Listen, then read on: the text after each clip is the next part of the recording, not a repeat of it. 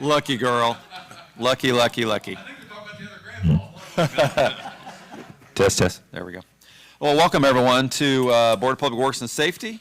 Today is Monday, July the 18th. We are streaming live on City Madison YouTube channel and archiving the meeting. We'll get into the agenda today. We have a lot of good business before us. We'll have a roll call, please. Egan. Here. Mayor Courtney. Here. Carlo. Here. Okay. Board, have you had an opportunity to review the minutes from the July 5th meeting? If so, we'll entertain a motion to approve those minutes. I reviewed the minutes and they look correct to me, so I make a motion to approve the minutes for the July 5th meeting. I'll second that motion. Any discussion? All in favor, please say aye. Aye. All opposed? Thank you. Moving on, unfinished business. I think we can actually take this off. There was a extension for PACE at 811 East 2nd Street. And after the last BPWS meeting, the building planning office was in contact with the owner, and I believe they repaid the outstanding balance of the grant pending a sale of the property. So that all worked out, so we can remove that from unfinished business. Now we move on to new business. We have the Southeast Indiana Woodturners Alley closure request for the Woodturners event September 24th and 25th. Is someone here representing that organization? Sir, come on up to the podium and introduce yourself. Right there. Yeah, and then hit that button. You'll hit the button on the little mic base there. Now you're live. See that red light? Okay. And we can hear you. Good morning. Good morning. Been a few years since I've been in here. Sir, tell us a little bit about, tell us your name and where you're from and a little bit about the event. Well, I'm Don Barnes, from Madison. Been a member of the Southeastern Indiana Woodturners now for about 12 years. In the last several years, we've set up on the same weekend as Chautauqua in the cross alley and in front of, in the cross alley between Venster's Framing and Art on Main. We normally put a wood lathe there in the alley itself, do some demonstrations, and hopefully we can get some youngsters, 9 years and older. We'll have them make a pen or something, some kind of work on the lathe, just to promote the idea that what the art that's possible with a lathe. Get them interested. It seems to be a dying art. So then we'll have some of our members set up tables with things that we've done to try to sell. Don, tell me a little bit about, first of all, thanks for being here, but tell us a little bit about the Southeastern Indiana Woodturners, because I personally am really interested in it and love the event that you're doing there Chautauqua weekend, but what about the organization? How can we help promote that? How can we help promote that organization for you? Oh, okay. Well, currently we have about 50 members. Before COVID, we were up over 70. The organization's actually been in existence for about 13 years. It was kind of an outgrowth of 3 or 4 of the fellows that were members of the OVWG, which is Ohio Valley Woodturners Guild out of Cincinnati. Found that there was enough interest in the local area, so they started Southeastern Indiana. Our members come from Indianapolis, Bedford. We even have a member from Cincinnati. Now, was Gary Chapman one of your Charger folks, probably? Gary Chapman was a member, yes. He passed away a few years ago. As a matter of fact, he was one of the president. Well, he followed me in the office of president of the club. We do have a scholarship fund in his name that didn't get used this year, but there's money in the bank for next year for an art student from Madison. We're there primarily to promote the use of the lathe and the bandsaw. Most schools are abandoning both of those tools because of they are kind of dangerous if you don't watch what you're doing. So what we have here is just a request to close that alley on Saturday and Sunday Chautauqua weekend, September 24th and September 25th, from 8 a.m. to 5 p.m. And I think this is the same location and running schedule as we had last year. Is that correct, sir? Exactly, yes, Yep. in the last several years. Do we have a resolution number? Yes, resolution number 39B-2022. Okay. I make a motion we approve. Do you want to read the resolution, I'm counsel? sorry. Sorry. I honestly, you've said everything that's in it, so. Okay. All right. I make a motion we approve resolution number 39B-2022. Before I second that motion, I wanted to ask Don, in the past, how's your participation been attracting younger people to come in and participate in your, We have a little bit of interest on the sidewalk there during Chautauqua. That's not our best outing as far as getting the youngsters involved, because the traffic is moving from the courthouse down to Chautauqua, and they really don't spend much time in that area along the sidewalk. But we do occasionally have some youngsters that get to stop, and with their parents' permission, and we'll let them turn a pin or something like that. In the meantime, we do have a lot of lookers and a few buyers of the material that we've made, bowls, pens, and that kind of thing. But, well, we've got several other places we go throughout the year, and yeah. flea market type situation is better as far as trying to sell something or to get the kids involved. So in that regard, have you thought about having it down at the courthouse days area rather than, and that's, as you said, that path of people going from one festival to the other? We used to set up in front of the table store across from the courthouse, and when the gentleman that owned that started with the tables out on the sidewalk is when we moved. But the situation there wasn't as good as it is where we're at now. Okay. Okay, good. We have a motion. I'll second Carl's motion. Any additional Approve. discussion, comments, or questions? All in favor, please say aye. Aye. Aye. Aye. All opposed? Mr. Barnes, thank you so much. Appreciate you. you. You're done. All right, next up, we have a Trinity United Methodist Church partial street closure for worship in the park. This is resolution number 40B-2022, resolution of the Board of Public Works and Safety of the City of Madison, Indiana regarding street closings for Trinity United Methodist Church's worship in the park.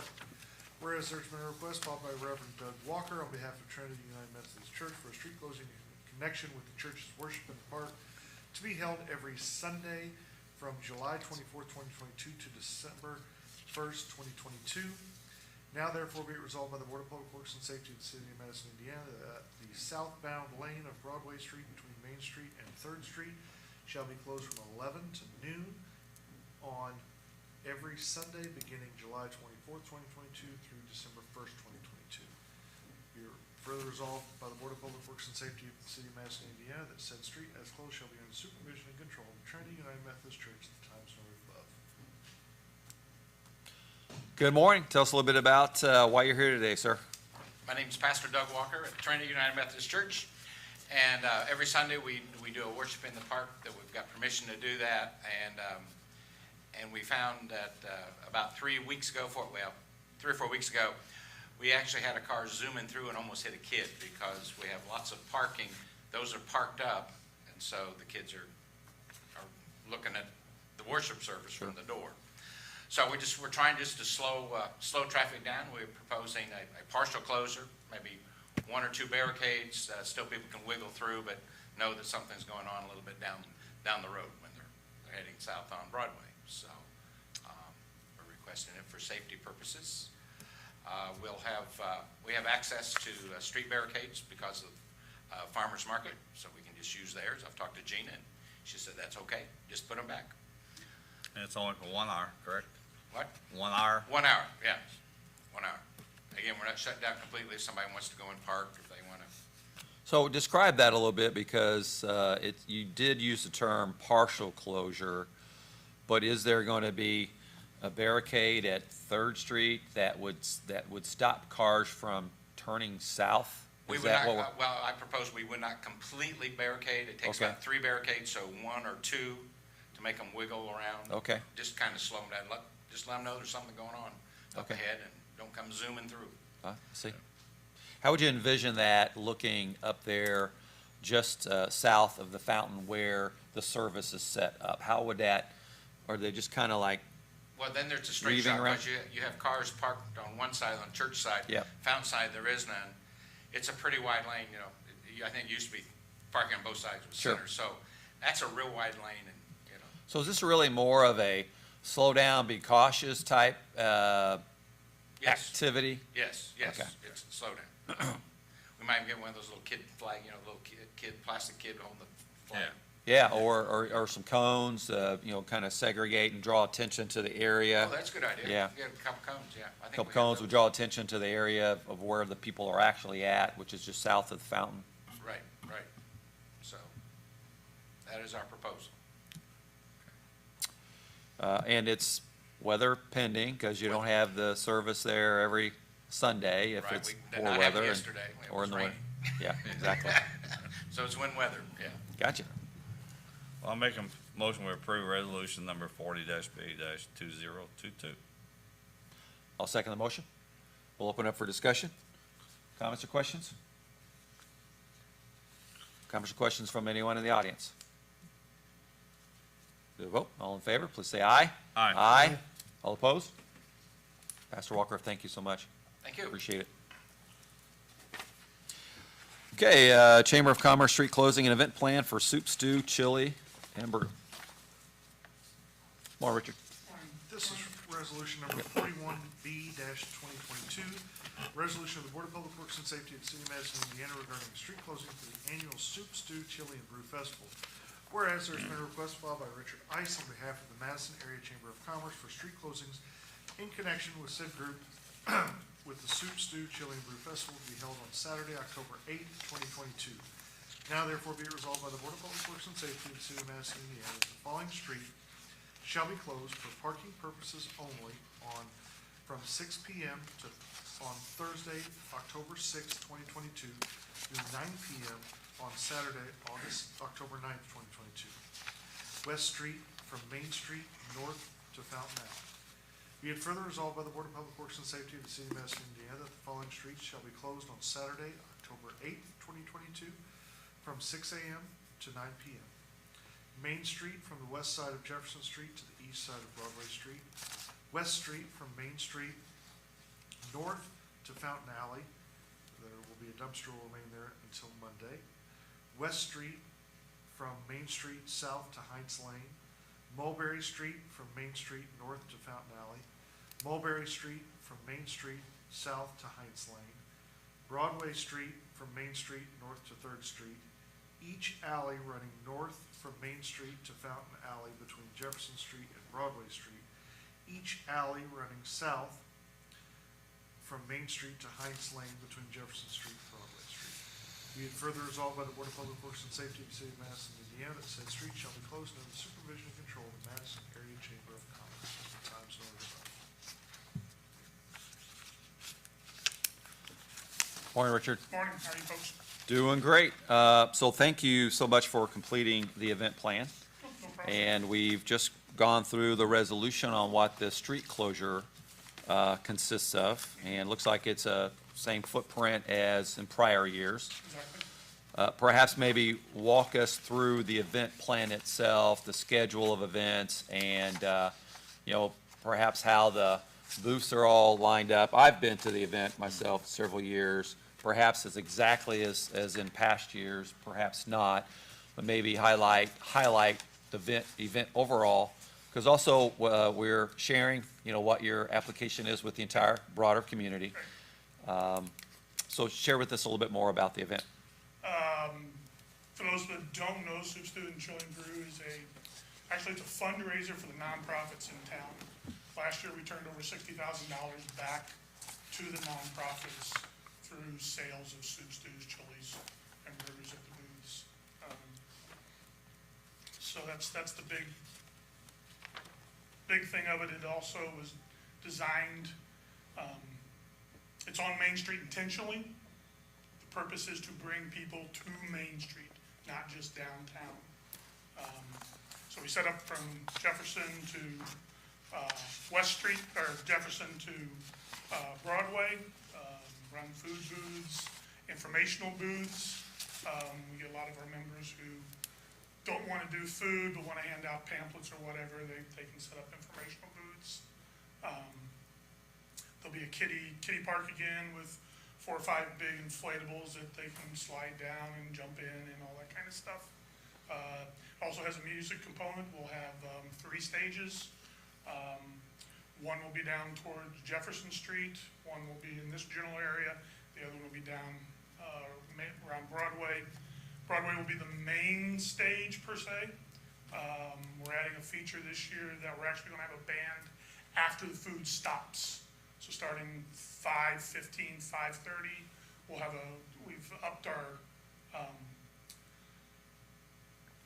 budget for the band, so we're gonna bring in a larger regional band to run from like 5:30 to 6:30. While they're playing, everybody this way will be tearing down. Part of that is a safety issue. Last year, we had problems with, 6:30, we're tearing down. People see cars on Main Street because trucks have to come in to get the booths and stuff, and they think Main Street's open, so they're coming off the side roads and turning onto Main Street. So if we keep the band down there, keep Jefferson, or keep Broadway blocked, we're hoping that will help alleviate some of the problem. Meanwhile, we'll be cleaning up down here, and we anticipate having West to Jefferson open within, 6:30. Okay. The parking lot on Main Street there,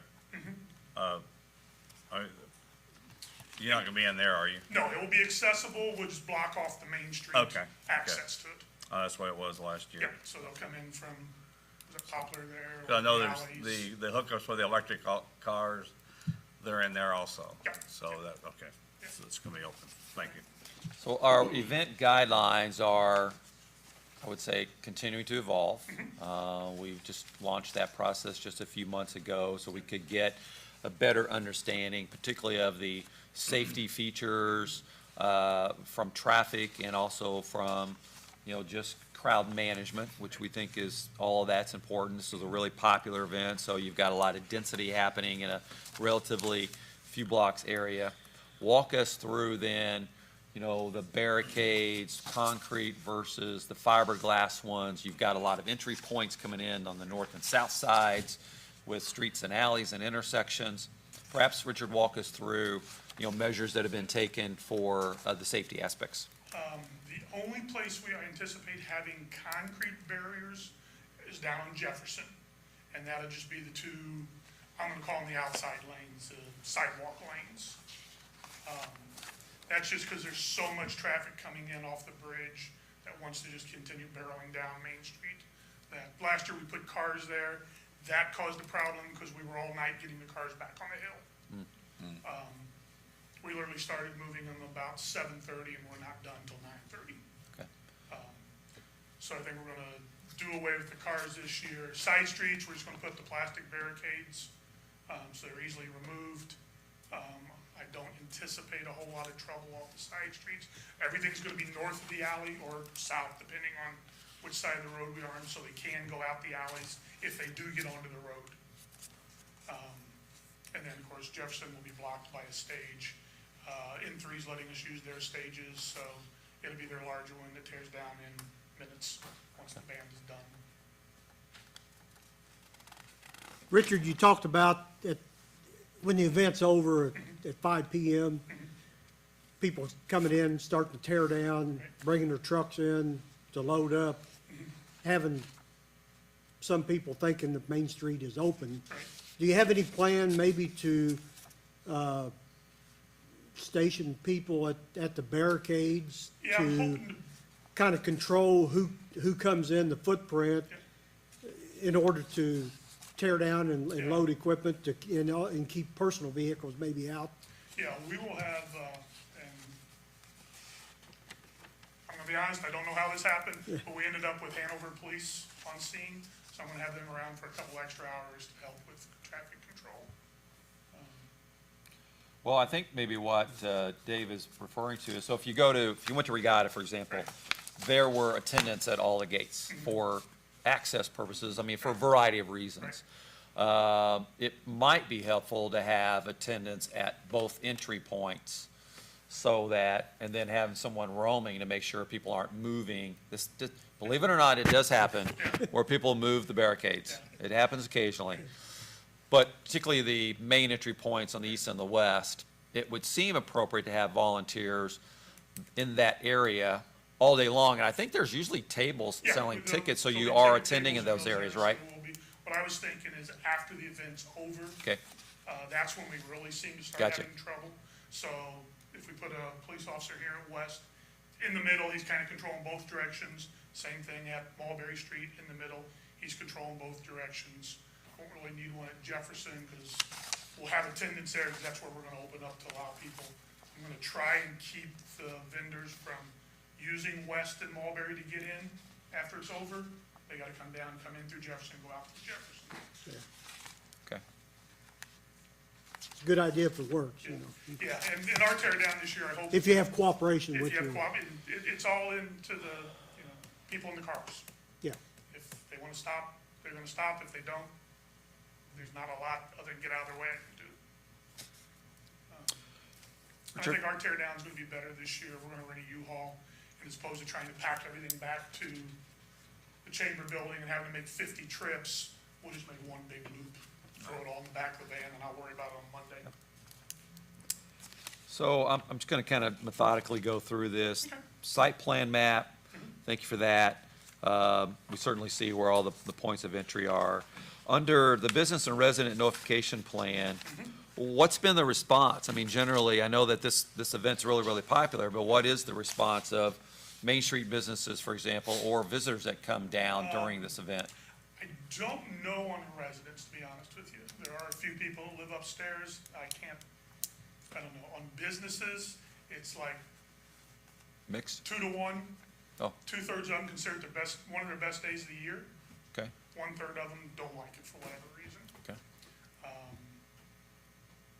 It's been 2 or 3, pre-COVID that we actually did a survey, and a lot of businesses have changed, so I don't know, but I'll certainly be out over the next couple of months asking them, getting their opinions, because we're doing it for them. If they're not seeing any benefit out of it, I'm spending a lot of time, and a lot of manpower on something that isn't. So, we'll definitely be talking to them. And I'm looking at making a few changes next year, to help them. Maybe, I gotta look at the logistics this year. Maybe put the booths down the middle of the street so the sidewalks and the businesses are more visible and we're not blocking. But I gotta look at the logistics. I think that's a good thing to look at, candidly, if you can still have enough space, because the width of Main Street changes as you go west. It shouldn't, width-wise, it shouldn't be any different than what we have now, I don't think. What worries me is electricity. Well, and I was looking at that, I mean, the safety, trip factors, and keep an emergency lane open so that, the fire trucks and EMS and first responders will still have a safe way to go in and out north and south. But I think it's definitely worth looking at. I'll be candid with you, I do like the appeal of the sidewalk visibility remaining open rather than concealed. So do I. And it also creates more open space for those who are on the sidewalk rather than being between a business and a booth. And it opens the view up to those businesses as opposed to blocking them all. Golf, So it's- golf carts, they will not be we'll have a couple for our use. just your but, use only, yeah. okay. And with the length of the, street, just throwing this out there, it might be, you might be able to, maybe east of West Street, try in the center of the street, west to Broadway Street, do it the traditional way, Yeah, and just kind of see, what works, Yeah, certainly. instead of doing it all at once, Yeah, it's certainly a a possibility. possibility. And I know this is your first event in your position, so, it'd be interesting next year to, when you come back to kind of, by then you'll have more feedback yeah, from, yeah. personal feedback from businesses and see what kind of response, that you get. I know the event has grown from Tremendously. its inception, so, This is the 20th year. The first year we did it, We raised $6,000 total, This is how many years? 20 20, wow. 20 years. I had no idea. Might actually be the 19th actual event because of COVID, but it started in Yeah. 2002. Right.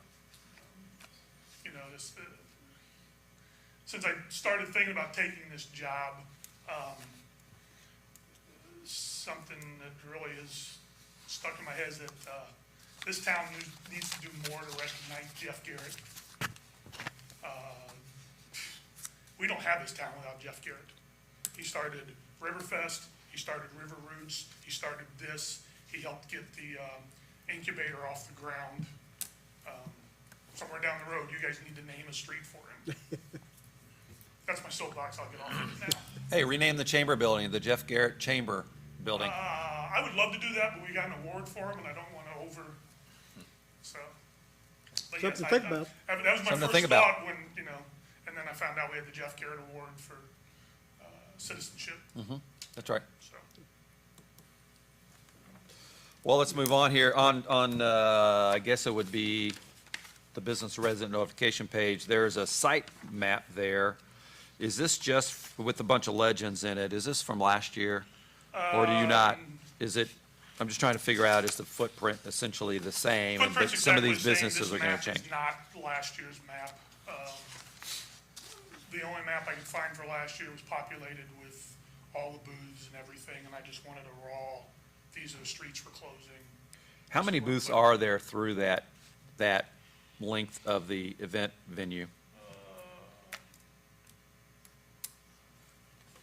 Just curious if there was a standard, you know. No, I mean, there is a footprint, that comes and goes. It's 40 to 45 traditionally, I do believe, depending on, last year was a little light because several nonprofits couldn't do it for varying reasons. One of our big ones, the Schaefers, weren't there last year. Yeah. 'Cause they had a wedding they had to go to. Yeah, you're Family. gonna need a whole block for that family. Yeah, so, And they make some really great chili they too, by did, the way. they did. So if you get that updated, if you could provide that to Hannah, we'd appreciate it. Yep. And then on the next page, pedestrian and crowd management plan, you know, one of the things that we're still trying to figure out is what's a good ratio of security personnel for an event with this type of density. Yeah. And so I would ask, and I will consult with the chief on this too, you identify 2 to 3, I'm assuming off-duty uniformed officers, is that correct? Yep. Roaming the festival and designated areas, and of course you have, you know, access if there is an emergency to contact MPD. I've just, you know, there's alcohol here, there's a lot of density, a lot of people. I don't think there's been a problem in the past, but may ask the chief's consideration in the future to maybe, you know, evaluate the security plan. Yeah, that's fine. To see if that's enough. Sit down and do it with them. Our big problem is, it's an all-day event, but it's not all-day attendance. They come and go.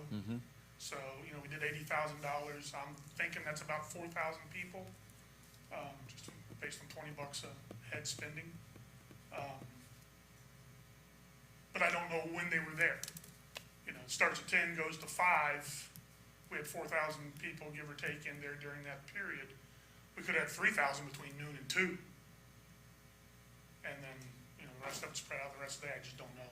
Yeah. As a point of reference, we have one police officer for about every 400 residents approximately. And that's got to cover 9 square miles across the city, and here we'll have potentially not 5,000 all the time. Right. But I'm using just some data to create points of references with regard to how many, what's our population during this event Yeah. that would, you know, perhaps suggest, you know, Sure. more security. I'm happy to have more. Yeah. But just- More again, security, got less I gotta worry We're going, about. we're going through this for the first time. Yeah. Appreciate your Yeah. patience on it, but we're also trying to get more And sophisticated. like I said, I have no idea how we ended up with Hanover Police and not the locals. May have been you guys were busy or, you know, wanted to have you guys around. We can coordinate that with the Yeah, with the but- chief. Yep, but we'll probably have both of them in, and then maybe even some county guys. Okay. And we need to coordinate with our street department on the concrete barricades. I think that's already in your facility request form. Yeah, I'll touch base with them, touch base with the parks. I don't think we're using any of the park stuff, but I'll still talk to them just to make sure we've hit anything.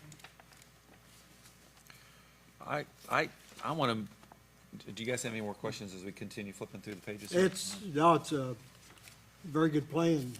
I want to thank the Chautauqua, actually. They raised the bar I on stole their event plan. plans, Changed I would the say, word. So where is the, okay, so Ohio Theater will serve as your kind of event headquarters? Yep. Okay. That's what we traditionally used before they started their renovation, and now that they got done enough, they allowed us to come back. Okay. You coordinated with KDH, Have Wow. not yet, but I will. planning on having, Do you guys set the picnic tables, or does our park guys do? You guys get them down here and we put them in Right. place. You put it, okay. And I know that we need to have Chief Washer look at the emergency safety plan as well. I don't know how, I know you're going to have to do health department inspections, and I don't know how important it is to tie down, I'm assuming we're tying down the canopies that are there, so that there isn't a potential wind emergency. Yeah, I think we leave it up to the vendors, but I think traditionally they brought in concrete blocks down and just ropes from the corners.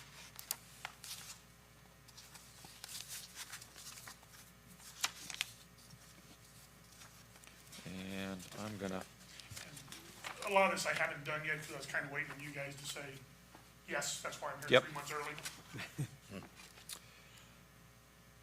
signage plan, I think, is pretty clear. One of the things we talked about with Chautauqua when you were here, which is, where do they park? And wayfinding has always been an issue. People will come into town, Yep. and they'll get to these barricades, and they'll have to be diverted north or south, whichever direction they're going. But is there any, directional signing for parking? There will be. There's not right now, no, Yeah. but yeah, I can put it in, no problem. Traditionally, we've had a sign at the top of the hill, informing people that they can't go through and to route around the truck route. It'd be a lot easier now that that's an official truck route, Yeah. as opposed to just telling them to bypass around.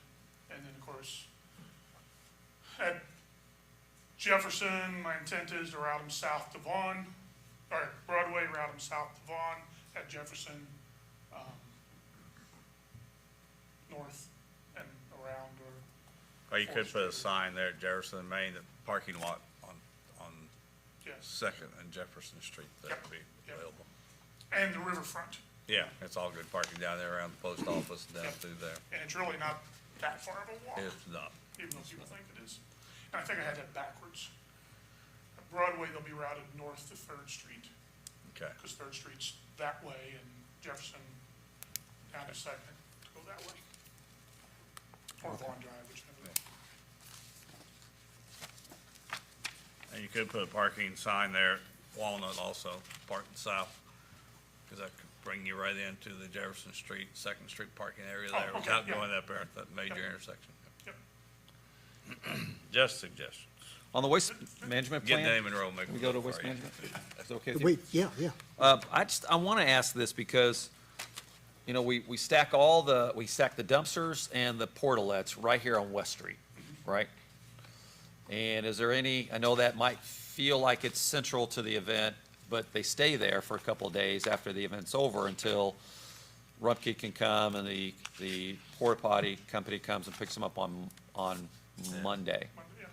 You thought of a different location? I'll just throw it out there, dumpster. We have a whole parking lot behind the comfort station. Yep. Wouldn't that be a better location for a dumpster, for example, so that the dumpster trash isn't, on main thoroughfare for a couple of extra days, or even during your event? It's a little more out of the way, a little more concealed. Can you get behind it, or would you have to go beside it? You can get behind it. I mean, our trash trucks go back and forth in that alley all the time, but there's a whole parking area that Yeah, but probably, isn't that parking area elevated a little bit? And you gotta remember, he's gotta have room It's- to. it's down lower a little bit. I think there's some room there for a dumpster. I mean, I'm It's- good with it's whatever out- you guys think. It's works kind of out of best. sight, out of mind a little Yeah. bit, but also close. Yep, That's just one thing I wanted to see if you'd consider. Sure, And sure, then, no problem. and then with the porta potties, rather than having them, because Yeah. aren't they also on West Street? Yes. Is there a better location for them? Would they be better off down One thing closer I was by the thinking comfort was putting station? all that in the parking lot. That way it's off the road, and all we're losing are some parking spots for a few days. Yeah. Where at? Across the street from the comfort station, that Parking lot? Yeah. That's easy access in, easy access How out. many portalets are there? I think there's 4 or 5. I'd have to go back and look to see for sure on the contract. How wide's that sidewalk there, just west of the parking lot we're talking about? That's pretty wide, isn't it? Oh, right on Poplar Street? Right off Poplar Street. Uh-huh. The sidewalk on Poplar Street? Sidewalk Yeah, on Poplar. in between the parking lot and Poplar Street, be west of the parking lot. It's maybe 2 or 3 people can walk abreast. Yeah, it's pretty What- wide right It's there. not as wide as Main Not Street. much What about traffic. the You alley? only have 4? You only have 4 I think, spots? yeah, I'm surprised it wasn't many. Yeah, Would it be better to put them in the pull through at the comfort station? So it's, all the bathrooms are right there. Yeah. But then As long as again, they I don't mean, you care, still I don't run into the same situation where they're there a couple extra days. It just seems like getting them off of West Street would make that area cleaner, whether it's take up a couple parking spots on the Main Street parking lot, and to get them off the street, I think would be Off- better. And off the street makes it easier when they come to pick them up, and not have Sure. to block the street again to Yeah. give them 35, 40 minutes to get them emptied and loaded. Yeah. So, yeah, I mean, I'm game, if the city's okay with that, I'm fine with it. You also have a gray water tank Yeah, parked over on West Street? Yep. Right. no, it's in the, last year it was in the parking lot. Oh, was it? Okay. Used to be over here. Did it?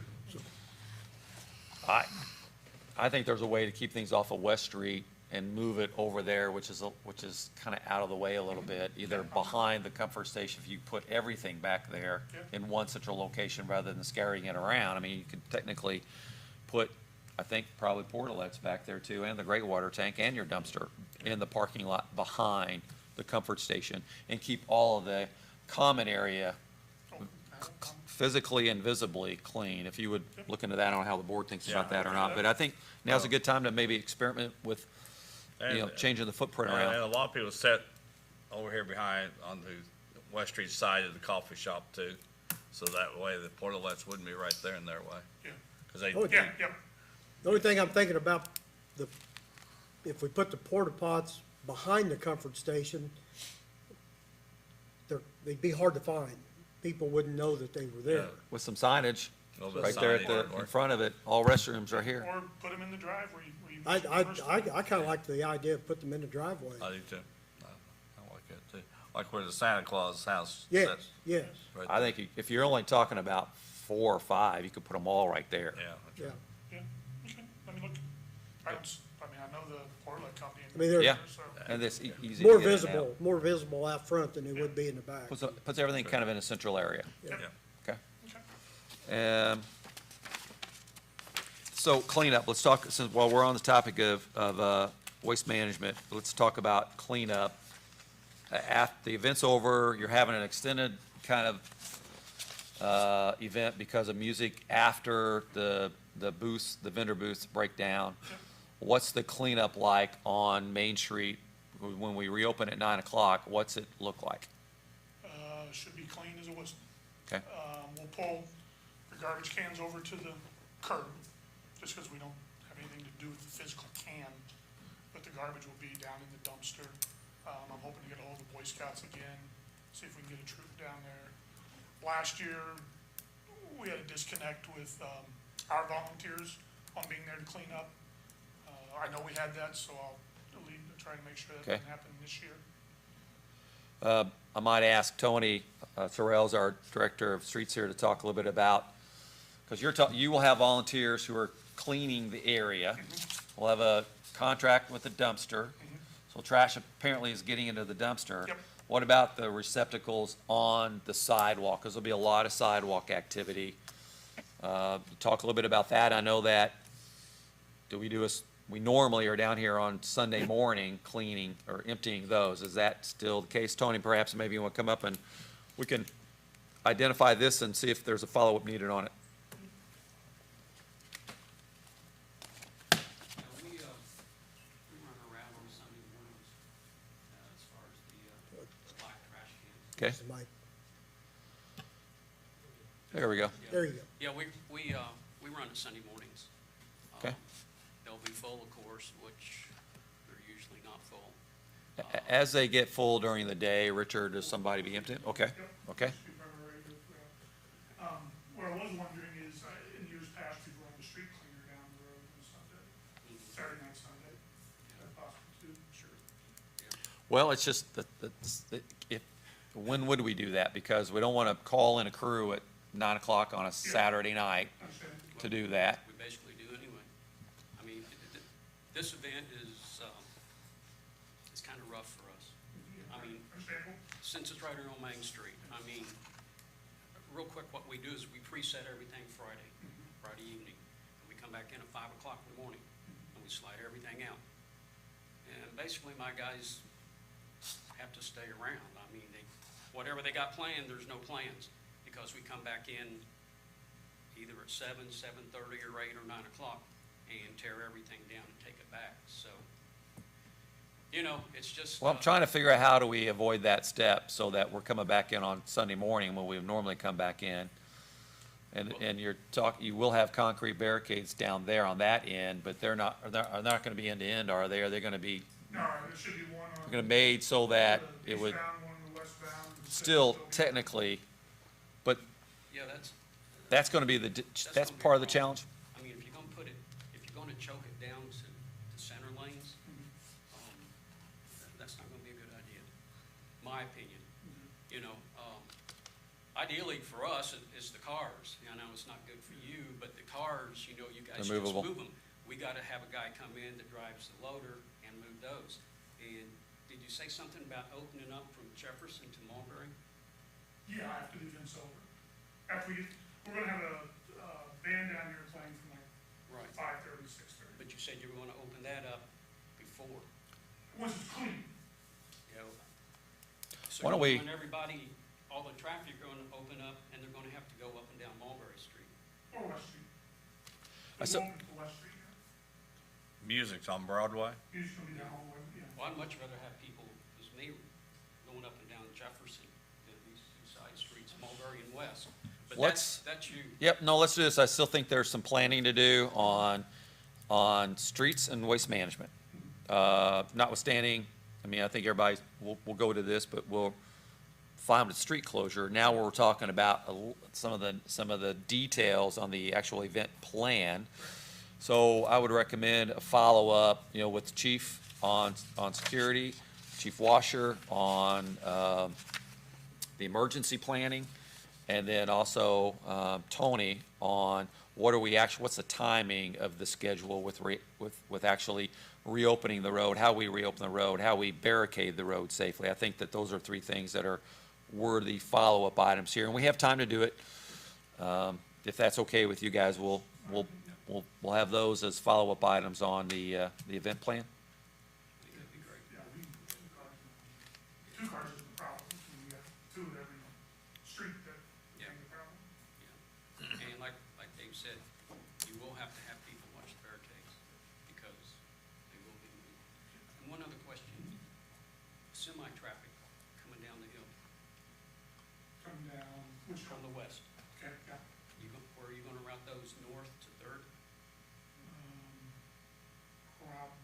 Well, you tell me, where you, how. Well, we had a plan for a detour sign up there to go around. South on Jefferson would be much better. I mean, if they go up that northbound lane to Third Street, and semi's not gonna be able to make that turn. Yeah. Yeah, we can talk about that. Yep. Okay. What have they done in years past? I think we run south. Is that what we've done? And they will come down even though it's signage up there. I mean, we'd rather that. Oh, yeah. Yeah, they will come down. And that's what is the benefit of these conversations, which is, and that's why we started with the whole event planning, is to talk about outside footprint impact. Because it does take quite a bit to manage that outside of the footprint.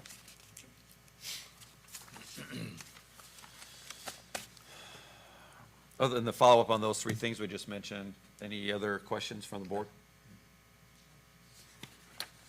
Any comments or questions from anybody present today? I think it's been very good discussion. Getting these little things ironed out, so. We're still evolving, and there's still more to come, but on the bigger festivals, it's really helpful to have the Yeah. conversations, Richard. Yeah, it's helping me, so Yep. happy to. Entertain a motion to approve Resolution 41B 2022, I'll make a motion that we approve the resolution. and with the event plan, With the subject to event the plan. follow-up that we discussed today. Okay? I'll second David's Second. motion. All in favor, please say aye. Aye. Aye. All opposed? Richard, thank you very much. Thank you guys, appreciate Thanks, it. Richard. Okay, moving on to PACE, we will bring up Nicole Shell, Director of Building and Planning. Hello. Got quite a few PACE items for you on your agenda. First one I'll start with is the extension request. Dave Patterson is asking for a 9-month extension on his PACE grant for 107 East 5th Street. His new deadline would be April 13th, 2023. He has started that project and received half of its funding. Let's take these one at a time. If everybody's familiar with this property, great restoration going on there. That whole block is really coming alive. So I'll move that we approve the extension request for 107 East 5th Street. I'll second the mayor's motion. Comments or questions? Anyone in the audience? All in favor, please say aye. Aye. All opposed? Thanks. Okay, PACE application 202 Broadway. Yes, so this application is coming before you for its initial approval. The PACE committee had a quorum for their meeting, but 2 of the members could not vote on this application due to conflict of interest. So their total budget for the work is $19,750. Their grant request is for $7,500. They are working on the doors of this facility, both the pocket doors that you see in this picture, as well as the interior swinging doors that are just behind them.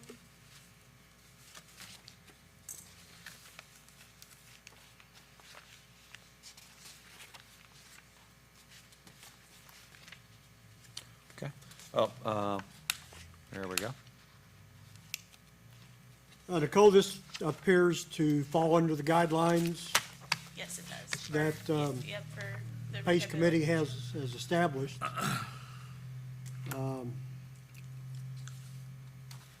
And it looks like the pictures, it looks like it's well needed, so. Yes. It's past due, so. We need to score this now. Okay, so Nicole, do you want to describe to the board the scoring sheet that the Sure. PACE committee utilizes to evaluate applications? Yep, so you all have the scoring sheet. Each different type of grant has a different scoring process. The one you have is for the rehabilitation grant, which is what this facility has applied for. And then each application is scored by the individual board members, which you're filling in for us on, I appreciate. And then we take the average of those 3, and as long as they meet the minimum score, typically the PACE committee has approved its funding.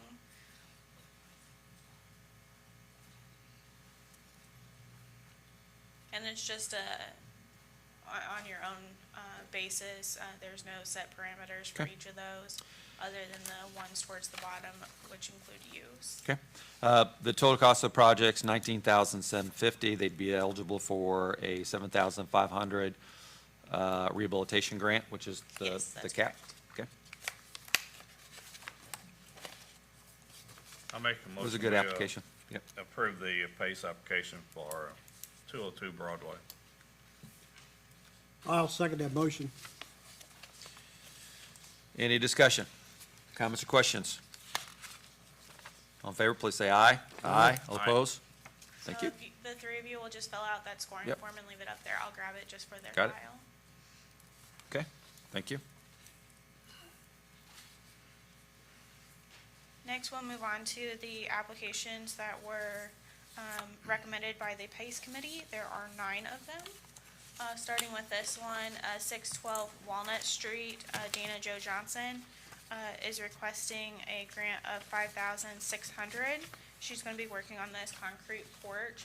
While we typically don't fund concrete, the PACE committee felt like this was a safety hazard since it's her actual porch and not just a sidewalk.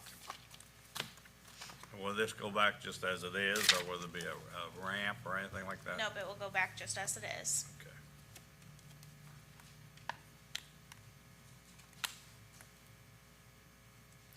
The next application is Scott Axline, 214 East Third Street.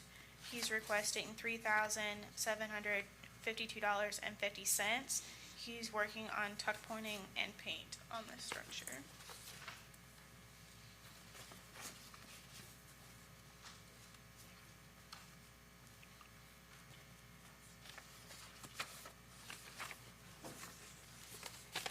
Next application is Patricia Lee Gosman, 418 Cragmont Street. She's requesting $7,500.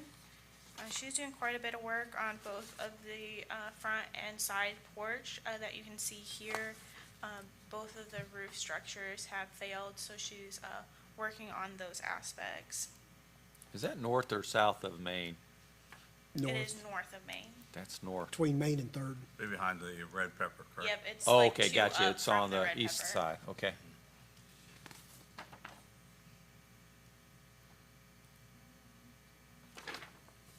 Next application is Michael and Starla Riley, I believe is how you say their last name, 427 Mulberry Street. They're requesting $7,500. They are working on their windows. They're actually taking out some wood windows and replacing them with aluminum clad. But those windows are gonna actually match what was there historically. They have a nice picture of the front of their house showing different windows.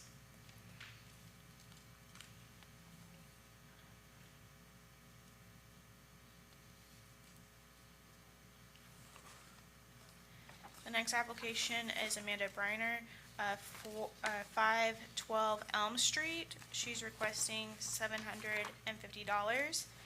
They're going to be doing some minor tuck pointing and flashing. Is that a duplex or is that single family? I believe it is a duplex So the work be done on both. on her half. Yeah, it's mostly primarily with the chimney is where they're tuck Oh, pointing. okay. Wow, great.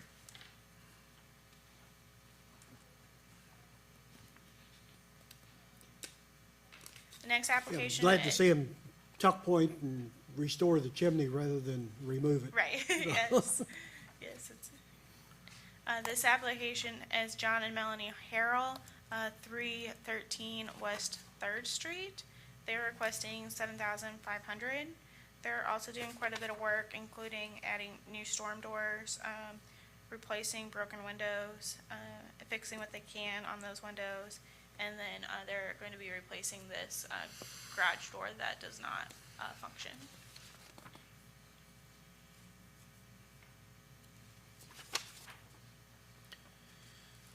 Okay, let's see here. Next application is by Cornerstone Society, 817 West Second Street, for the amount of $25,000. This is our only dilapidated structures grant, this round. But they're doing quite a bit of work on this property, restoring the facade, including, working on the siding. They're also gonna tear off the dilapidated, addition at the back and rebuild it. So the the back add-ons coming off, is that? Yes, they're gonna take it down. It's structurally compromised, and then they're gonna rebuild it. They have plans, I believe, to just match the footprint of what's there. New foundation. Yeah, on that rear part, and then in the front where you see the blue tarp, they had torn out previously a concrete pad, and they're gonna work on the foundation of the main structure, and get it solid, and then put, I believe, concrete back. Maybe not the full way, I believe they're just doing steps on each doorway. Okay. Yeah, this building's been vacant for several years. I'm Yes. really glad to see some movement on it. So. This will be a good project. The next application is 323 Poplar Street, Penn Shell Properties. This is the building where Red Peppermint is. That address is that side door. But they're gonna be doing some tuck pointing work. In that right photo, you'll see kind of where the third story where the brick is failing behind the stucco.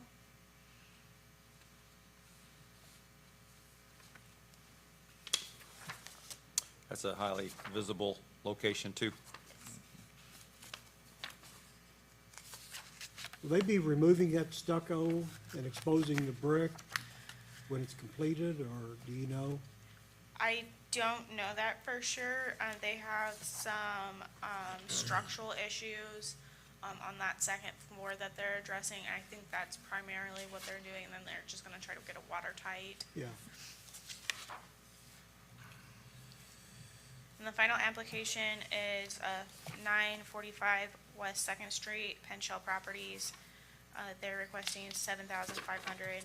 Don't know that I said the amount on the last one, but it's, the last two is also, or the last one is also 7,500. On this property in particular, they are removing the lead paint and tuck pointing.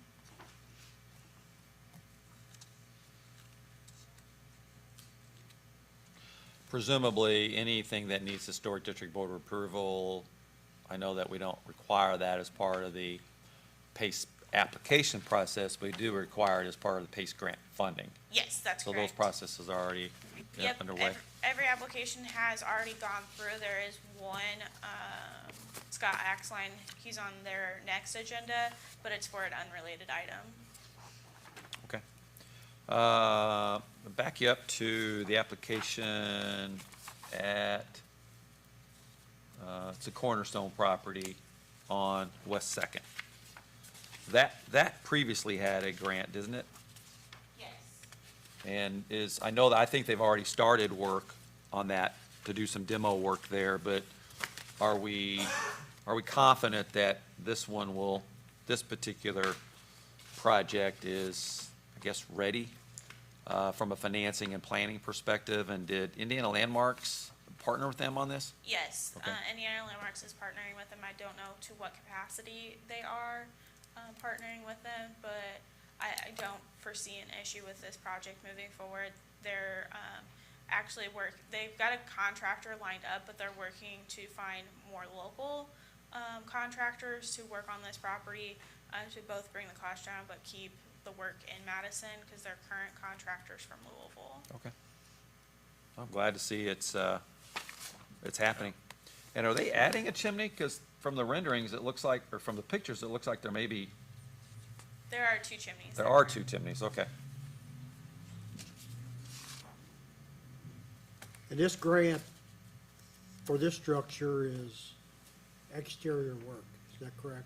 Only? For this particular one, it's the dilapidated structures, so they can do anything on the exterior, but they can also do structural work on the interior. So it'd be foundation, roof trusses, floor joists, Yes. things like Like that, that supporting walls. you may not see from the outside, but Right. are critical to the structure of the Right. building. Glad to see it happening, it's great, because if you drive down West Second Street, there's very few properties that haven't been renovated. So this will be a great addition to This one's that been block. needed for years. Yep. Yes. So Nicole, looking at the spreadsheet, looks like one is dilapidated, one's in the targeted area, and all the other applications fall outside of those parameters, but Correct. still within our funding guidelines for the amount that we allocate a year? Yes, you have that breakdown just below that spreadsheet showing the amount requested for each. So the target areas in the dilapidated structure fall in the 75%, and the rest are in the 25%. Awesome. I think when you look at the last column, the percent of the grant to the project total cost, I mean, there's only two of them that are 50%, all the rest of them are less than that, so it means the homeowner's putting Leveraging. in a lot more of their own money above and beyond what they're eligible to receive. Well, I even think that percentage is understated, because there's a lot of additional investment that's happening to actually not only take care of the structure that we're factoring into the cost, but make it livable and modernized. And so I think the leveraging on this program is some of the best dollars the city allocates throughout the course of the year. Well, I'll make a motion that we approve the PACE applications as presented for 612 Walnut, 214 East 3rd, 418 Cragmont, 427 Mulberry, 512 Elm, 313 West 3rd, 815, 817 West 2nd, and 323 Poplar Street, and the last one being 945 West 2nd Street. I'll second that motion. Any discussion? Comments or questions? All in favor, please say aye. Aye. Aye. All opposed? Nicole, keep up a great job. This program keeps.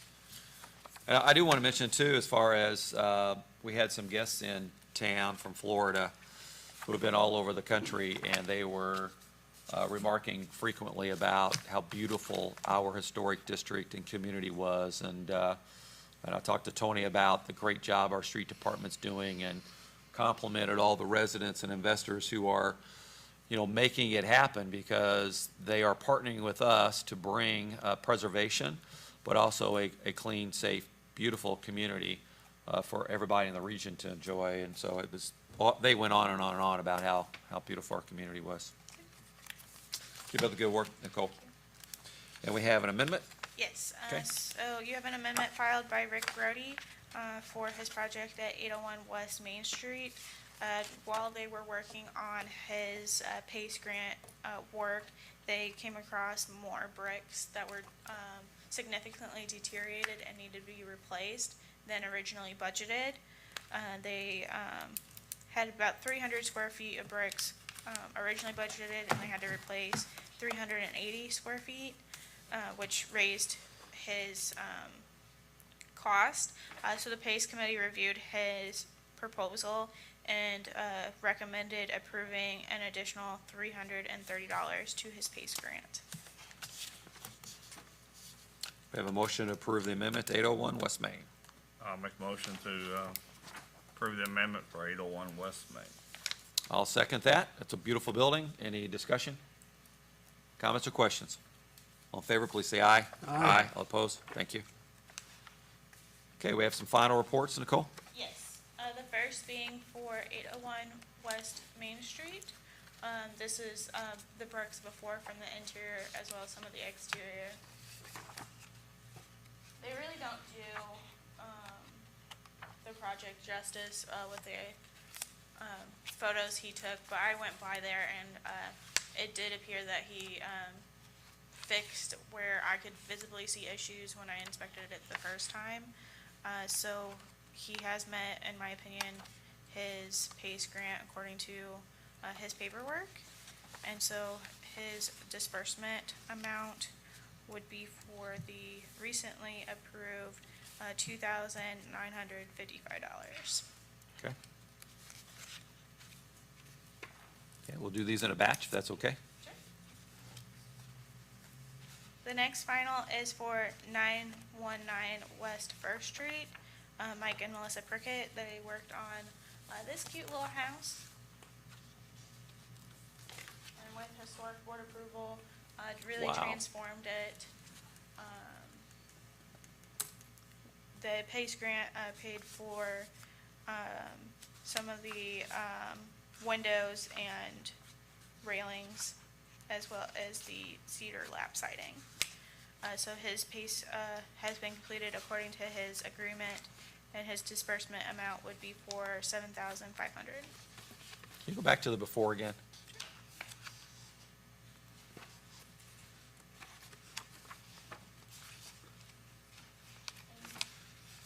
Anyone who hasn't driven down West First Street lately, it's definitely an up-and-coming several block area, and Mike and Melissa and others have really led the way. And I know, at the anchor of that, you've got the lofts at the old tack factory, and then coming east, you have Michael Linda Pittman did the project down there, and it just spread the investment, attracted additional investment. I think it's a great transition.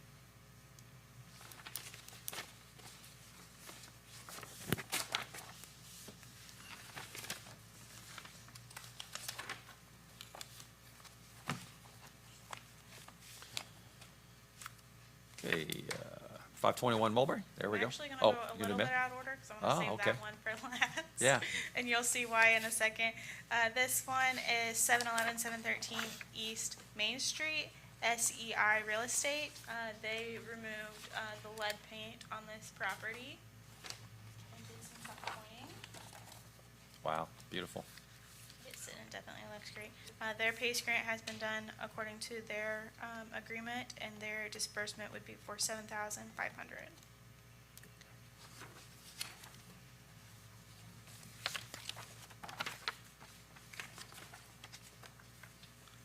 This is my personal favorite project. Not sure that picture for Jason's property does it justice, because you Yes. drive by it too, and it looks outstanding. Yes, so this is 521 Mulberry Street.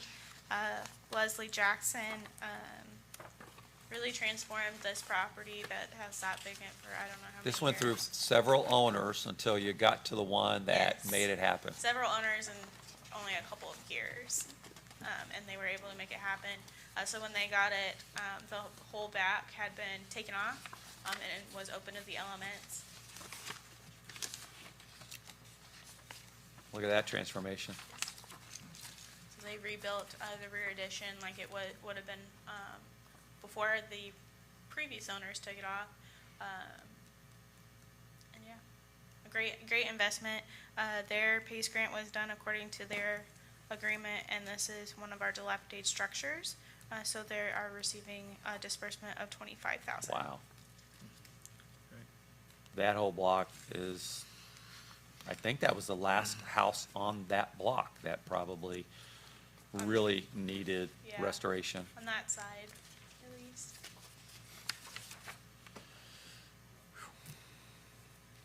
I make a motion, we approve the finals at 801 West Main, 919 West First, 521 Mulberry, 711-713 East Main.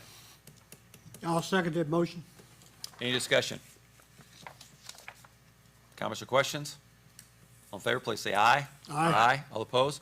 Nicole, while you're here, talk a little bit about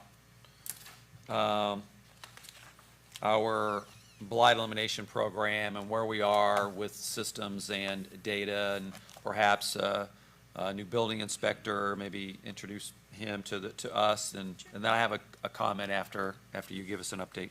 Okay, so we are currently reviewing a list that was put together by the previous administration as far as unsafe buildings goes. We recently learned that unsafe designation is only good for 2 years. So we're going back through and reviewing our files to see how many of those that had previously received an unsafe designation are still there and still unsafe.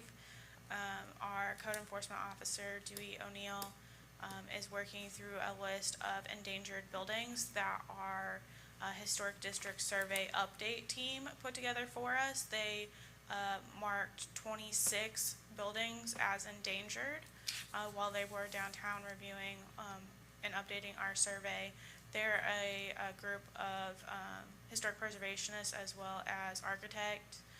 So it was great to get an outside perspective on that list. Our next steps with that is to reach out to those owners and try to work with them on what their next steps would be, trying to bring those back up to where they're no longer endangered or unsafe. Our building inspector, Scott Gross, is leaving. His last day will be actually Friday, but we've hired Landon Ralston. He's a contractor by trade and has some management experience. So he started last week. If you have current jobs, you have seen him out and about. He'll work part-time for about a month, transitioning into the full-time role in August. But on top of that, I have a meeting with National Park Service this week to talk more about our Paul Brown grant, which has additional funding allocated for our PACE program. And then we'll start the process of adding those guidelines and requirements for those sub-grants. One's going to be targeted towards low income, those who can't financially afford to match our current grant, as well as really targeting the other dilapidated structures that are in our downtown community. Well, what I want to emphasize that Nicole and her team have been spending a tremendous amount of time on is planning. Creating an action plan for properties that we know that for far too long have sat either boarded up, abandoned, and they don't become, safe overnight without intervention. And in fact, they just get worse. And so I think with proper proactivity, you can create an action plan for the endangered properties that we know absolutely need to be preserved, and then also work with property owners in one way or the other to deal with unsafe structures that they're unsafe for a reason. Life safety and health issues that we've had for the broader community. And so a lot of good work is happening there, and it wouldn't happen without, dedicating the right amount of resources in order to move some of these properties forward. And you see the outcome that we're having, tremendous outcome all across the city with our PACE program. That's one part of the whole process of improving property values and making the neighborhoods, improving the neighborhoods for everybody who lives there and the city as a whole. Talk a little bit about OpenGov, because I know you're still working on transitioning on systems too. Yes, we have benefited from using iWork for the last 6 months, I believe, or so. It may be a little bit longer than that, but it's not the system that will work for us. So we've gone out and reviewed 3 different different platforms that other communities around us use. We've selected OpenGov as our next platform. It's really going to improve our processing in-house. We had hoped that iWork would take out the need for manual entering, but it hasn't. Its reporting isn't where we need it to be, but OpenGov has that capability, so we're looking forward to moving on to that. It's also going to be able to visibly streamline from the public side of things, so you'll be able to see exactly where in the permitting process your application is, as well as for code enforcement. All the steps will be lined out, and you can see exactly where the property is in the process, which iWork doesn't have. So we're hoping to move forward with that. We'll have a proposal before you, hopefully at your next meeting for official approval. Okay, very good. Keep up a good job. Any questions for Nicole? Yeah, I'm discussing the building situation. I just had a question about, I believe it's 622 West Street. Is that the correct address? Yeah, The burn brick structure? house. Yeah. Did a PACE grant, do I remember a PACE grant going through for that? Yes, yep, they use the PACE grant to stabilize the structure. They're currently waiting for windows to come in for install. So that project It's- is moving forward, it's Yes, just it's still delayed? moving is that- forward, it's just slow. It's a local contractor who owns it.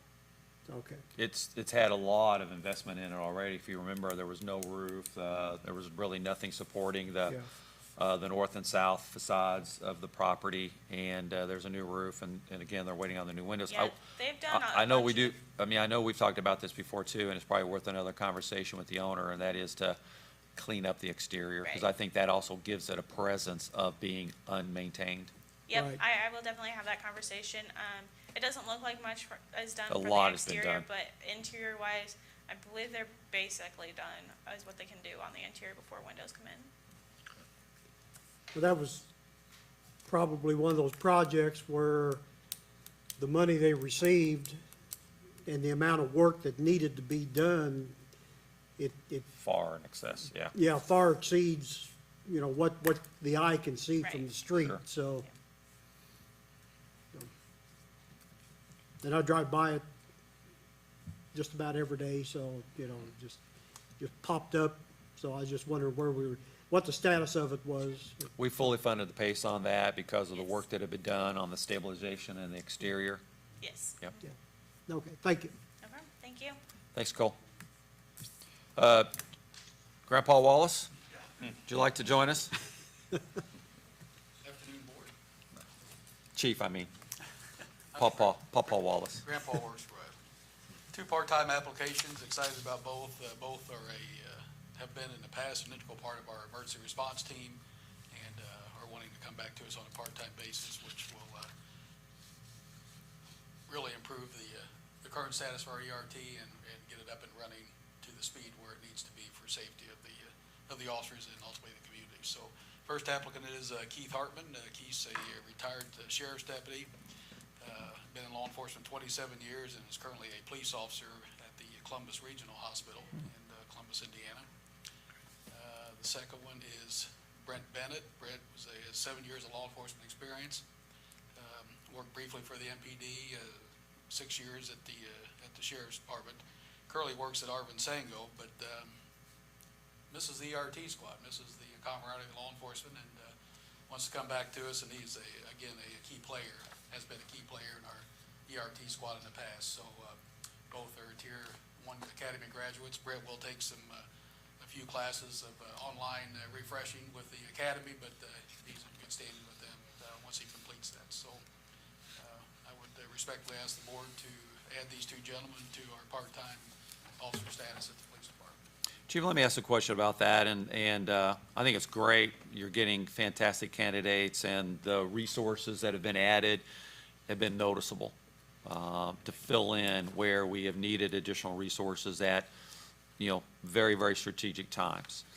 And is that what we're doing here, is we're just expanding that pool of those part-time officers that we can call on for those special situations, or is there a rotation that you feel like we're already going to be adding them into for a regular routine, for example? Well, as you stated, and very well, it's a resource we can call upon should we need, additional help immediately. Two gentlemen that you could put right out there and not have to worry, a single bit about is going to know what to do and when to do it. But ultimately, it's the ERT squad that they really bring their talents to that really boosts that squad back to the status that the way it used to be. It's they're kind of putting the old band back together, so to speak, and I'm really thrilled to see these two come back to our ERT squad. They play huge roles in there, but Officer Hartman, wasn't he a detective also at one time? he was, yeah, he's Okay. police I was detective thinking with it the was past. Sheriff's Department, retired after 24 years, spent several years in Scott County as a deputy there, and currently is a police officer at the Columbus Regional. But yeah, I mean, the years of experience these guys Oh, yeah. bring to our department and to our ERT squad, as the mayor stated, to be able to call upon should we really need additional help. You just don't get any better than this, so.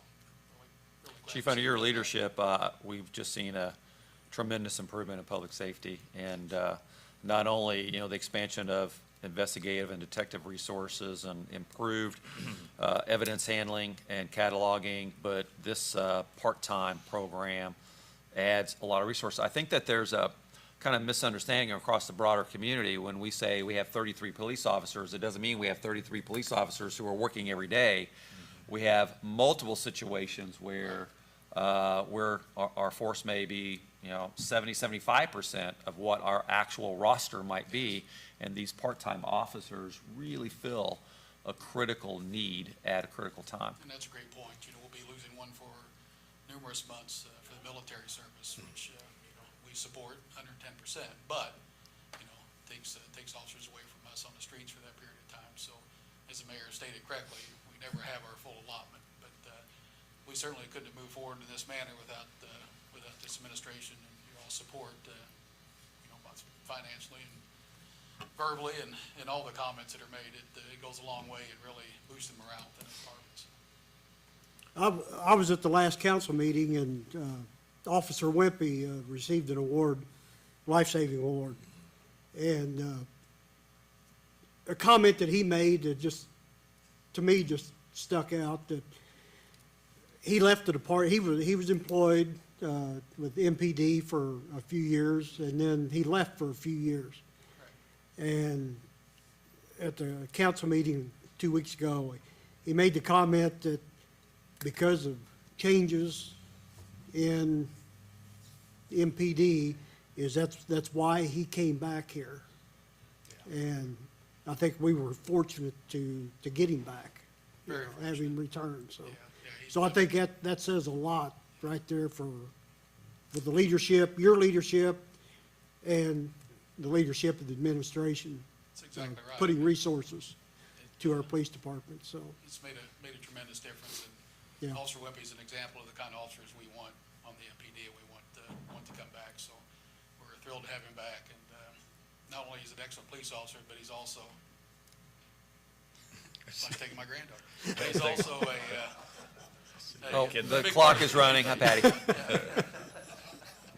Well, that's why his name is John I. Wallace, is an eye of the tiger. I heard some commotion back there. Well, I'll move that we accept the recommendation from Chief Wallace relative to employment of Keith Hartman and Brent Bennett for our part-time police officer. I'll second that motion. Any discussion?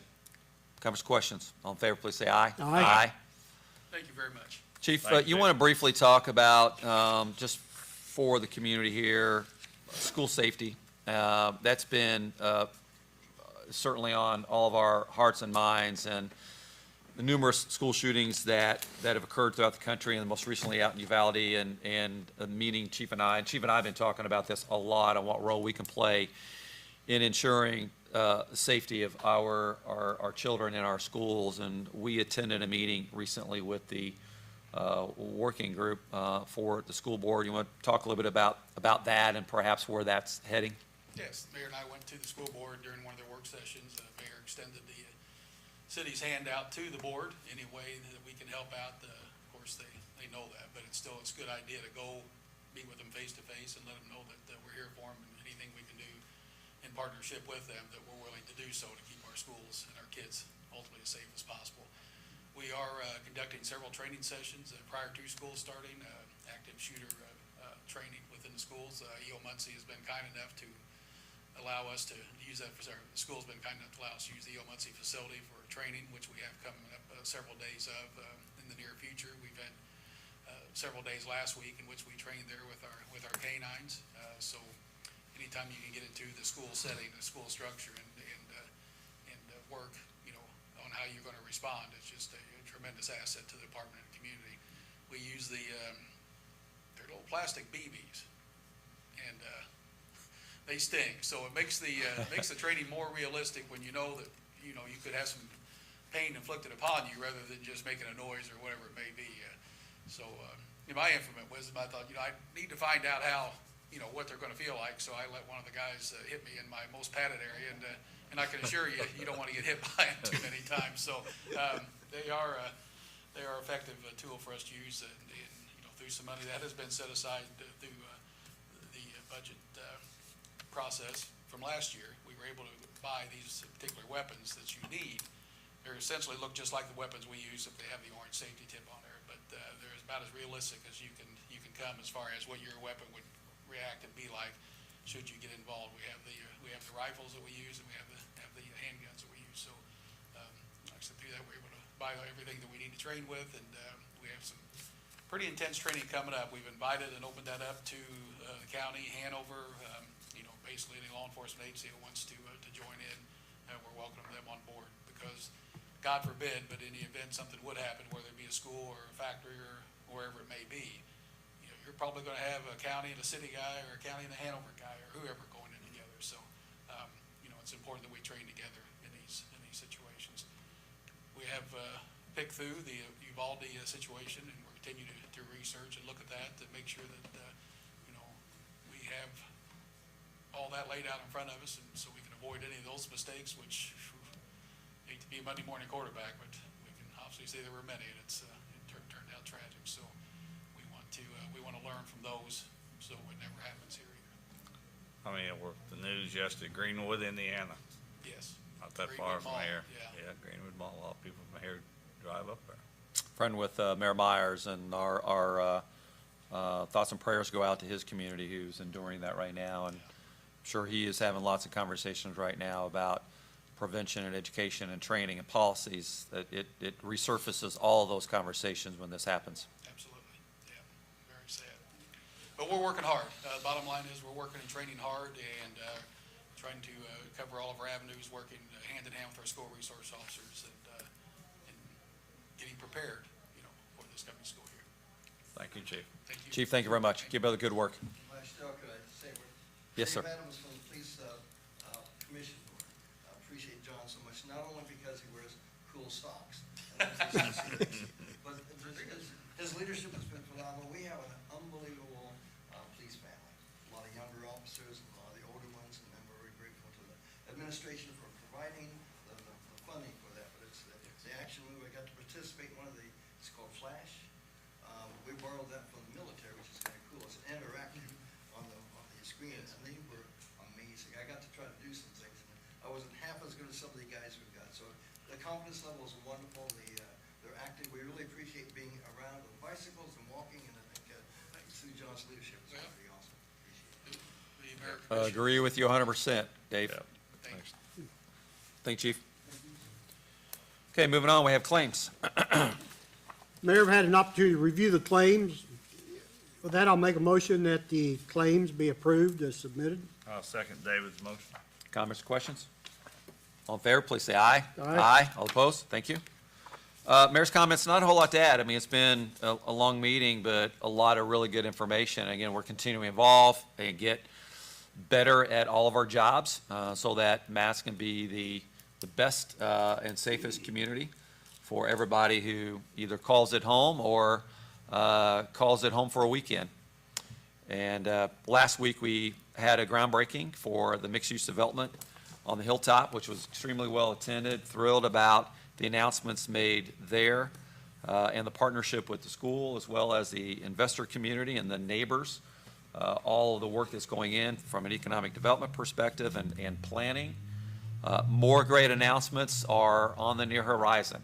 And a lot of the, work that's gone into these investment opportunities for the last couple of years are now starting to pay dividends. As I mentioned before, 2022 really is the dividend year where many of these things are coming to fruition. Tomorrow night, I want to welcome the community to attend City Council meeting tomorrow night. I will call it a Night of Heroes. We will be recognizing the 2022 recipient of the John Menke Award, recognizing the heroism of one of our local veterans. And Chief Wallace and I will be here to recognize the heroism of Madison Police Department officers, which has gone viral all across the United States for life-saving efforts that they participated in the early morning hours during Regatta weekend. And couldn't be more grateful for everybody that, again, is working hard to move Madison forward in that respect. We have a lot going on through all the departments, more to come. Invite everybody, again, to come to the many public meetings that we have where a lot of this work is happening and being discussed, and only happening because of the literally dozens and dozens of volunteers throughout the community. I will stop there, keep my comments brief because I want to save a few things for tomorrow night. And we'll move into public comments. Anybody here would like to address the Board of Public Works and Safety, we'll ask you to come to the podium and identify yourself and let us know what's on your mind. I want to thank everybody for being here today. I want to recognize our 2nd District Council person who is here, the one and only Carla Eads Krebs. thank you for being here, Carla. Appreciate it. And thank all of our guests here. If no further action to be taken, we will move to adjourn. I make a motion, we adjourn. Second that motion. All in favor, please say aye. Aye. All opposed, thank you. Next meeting will be Monday, August the 1st. Thanks, everybody.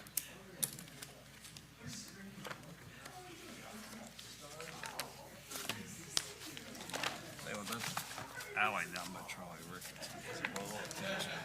Needs attention, doesn't it? Yeah, she I'm- got some crap out there. Let us know when we're off the air over there. Keely?